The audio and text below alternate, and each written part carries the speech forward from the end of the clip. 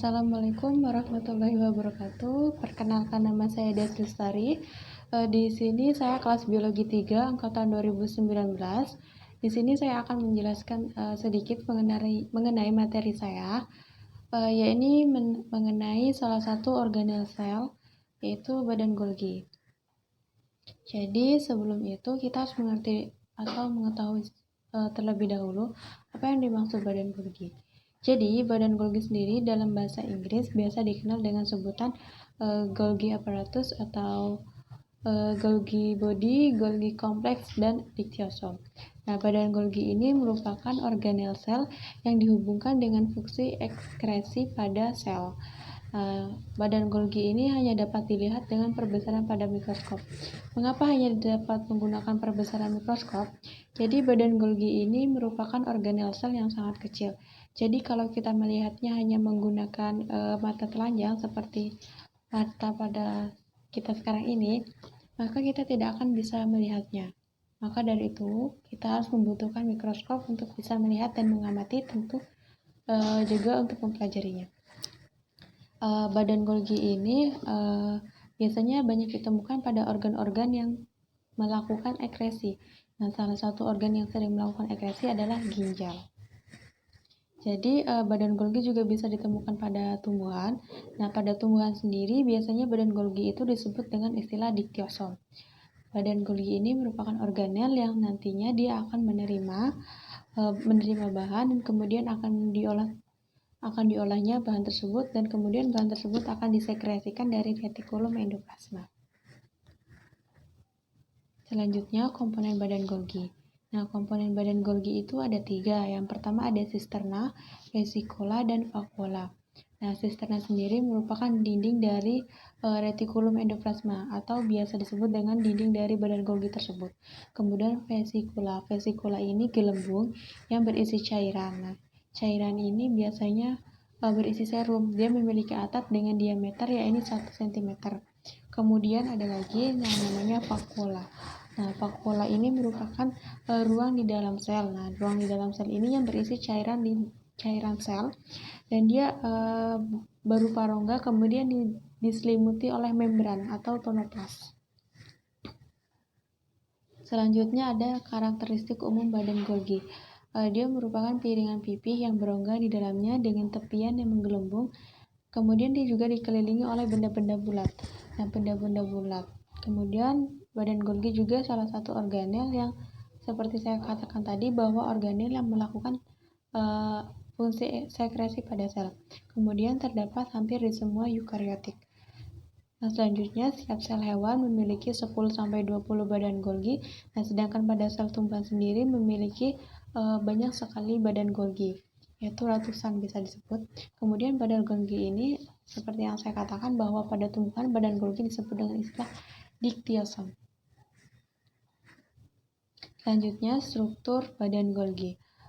Dia mempunyai kantung dengan berbentuk cakram.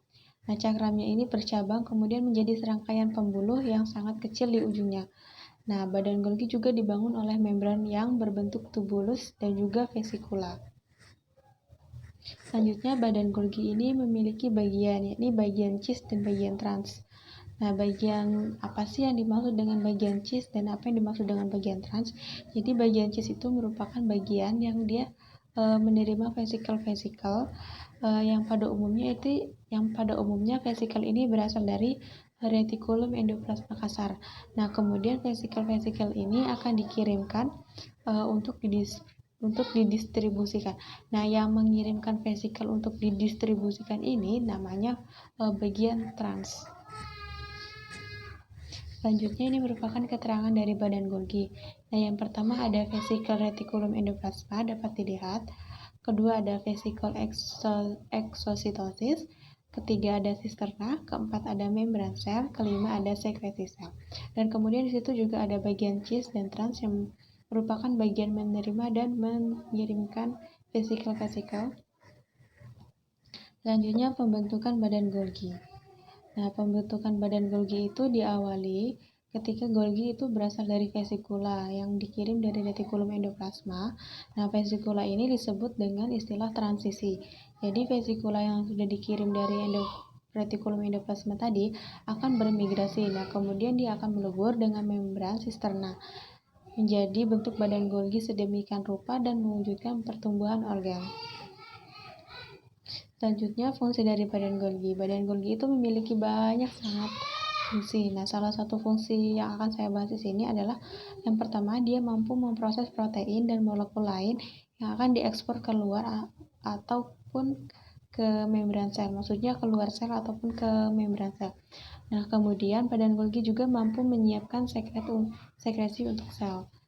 Kemudian dia mampu melakukan glikolisis, dia mampu melakukan respirasi pada membran sel, dia juga mampu membentuk senyawa penyusun dinding sel dan mampu melakukan pembentukan akrosom. Selanjutnya, pembentukan dinding sel. Nah, pembentukan dinding sel itu pertama, badan Golgi juga berperan dalam pembentukan papan sel dan dinding sel. Hal ini berlangsung pada proses yaitu proses anafase dan telofase, kemudian mitosis dan meiosis pada tahapan kedua. Nah, kemudian ada pada tahap sebelum anafase itu, kompleks Golgi ini berada di luar kumparan. Kemudian selama proses anafase sendiri, kompleks Golgi dia akan melepaskan vesikula-vesikulanya dan akan menuju pusat kumparan, kemudian dia akan menimbun di sekitar benang-benang kumparan tersebut. Nah, vesikula tadi berisi pembentukan papan sel dan dinding sel yang kita kenal. Selanjutnya, badan Golgi. Badan Golgi merupakan vesikula transisi yang melepas dari permukaan retikulum endoplasma dan membawa protein integran membran. Nah, protein dan enzim terlarut yang ditindaklanjuti itu akan ditindaklanjuti prosesnya di dalam badan Golgi. Nah, kemudian vesikula transisi ini bergerak menuju sisi Golgi. Nah, glikoproteinnya juga harus mengalami proses glikolisis. Kemudian pada sisi luar trans Golgi, vesikula itu nantinya akan melepaskan diri dari badan Golgi dan kemudian akan membawa produk yang telah diproses secara lengkap menuju ke berbagai tujuan untuk selanjutnya ditempatkan dan didistribusikan. Selanjutnya, jalur sekresi protein. Yang pertama ada pembentukan lisosom. Nah, jadi molekul protein di dalam badan Golgi yang tidak ditandai dengan peptida sinyal itu akan disekresikan oleh jalur sekresi konstitutif. Nah, ini yang dinamakan sekresi konstitutif. Sekresi juga dapat diaktifkan oleh sinyal ekstraseluler. Eksositosis ini yang diatur disebut dengan jalur regulatif. Selanjutnya, sekresi Golgi. Senyawa-senyawa yang akan disekresikan ditimbun terlebih dahulu di dalam vesikula sekretori. Nah, vesikula sekretori ini disebut dengan istilah granula sekretori. Jadi, vesikula sekretori atau granula sekretori ini merupakan hasil dari pertunasan yang dilakukan jalinan Golgi di daerah trans. Kemudian, pembentukan vesikula sekretori ini dia melibatkan protein selubung. Nah, salah satunya adalah klatrin. Protein selubung ini nantinya akan terlepas di saat vesikula telah masak. Baik, terima kasih. Itulah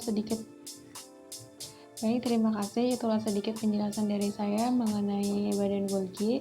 Apabila terdapat kesalahan dan kekurangan, saya memohon maaf. Kepada Allah saya memohon ampun. Akhir kata, wabillahi taufiq wal hidayah. Wassalamualaikum warahmatullahi wabarakatuh. Jaga kesehatan dan tetap menggunakan masker, jaga jarak, dan rajin mencuci tangan. Sampai jumpa.